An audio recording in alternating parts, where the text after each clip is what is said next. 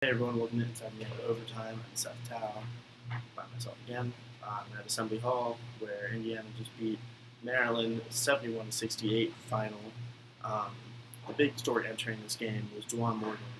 His ankle, it was he was questionable. No one really knew if he was going to play tonight. It was just a matter of if he was going to warm up, so I guess see how it felt. He ended up warming up, looked good in warm-ups, ended up playing, and he wasn't just healthy, he dominated tonight. Juwan Morgan finished with 25 points, third highest total of the season, on a 10 of 18 line, and really Maryland just had no answers for him.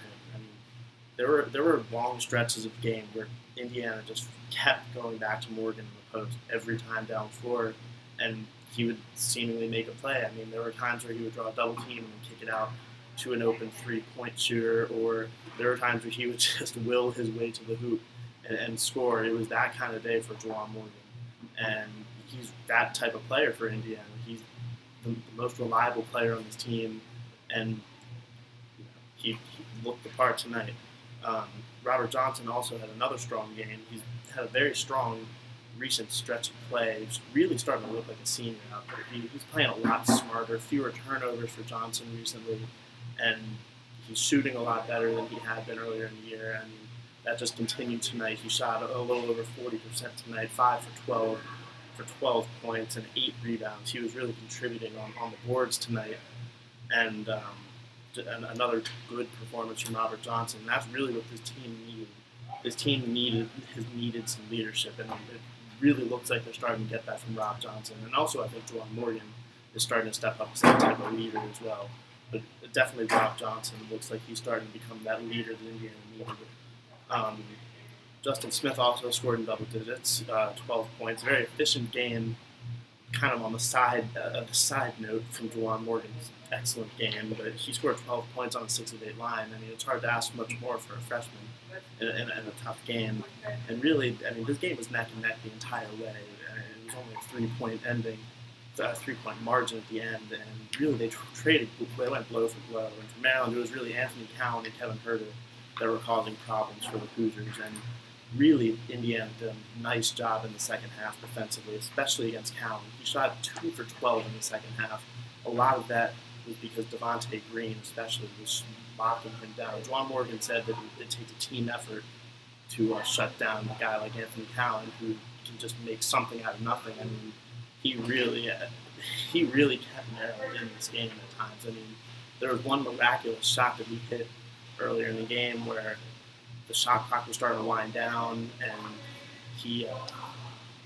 there was a guy in his face. Devontae Green was in his face. The shot clock started to wind down, and he took a step back, fadeaways, double pump, and still it somehow went in as the shot clock expired. One of the more incredible plays you'll see on the basketball court this year from Anthony Cowan. But yeah, Indiana did a very good job against him in the second. And that was in the second half. That was just one of 2 shots he made in the second half. So Indiana really did a nice job on him in the second half. And one of the other keys was, even though Maryland dominated on the rebounding tonight, one of the keys was when Bruno Fernando went down for Maryland. When that happened, and Michael Tchaikovsky was already kind of in foul trouble. He finished with 4 fouls tonight, but with Tchaikovsky in foul trouble and Bruno Fernando, they lost a lot of size, considering they already were without Justin Jackson and even Bender for the season. And not that Indiana's a huge team right now with Deron Davis sidelined for the season, but I think that allowed Morgan to have his way that much more on the inside, and it allowed Zach McRoberts to get a few key rebounds late in the game also. McRoberts had a solid game. He had a three-pointer. He's starting to look much more in sync, especially shooting offensively.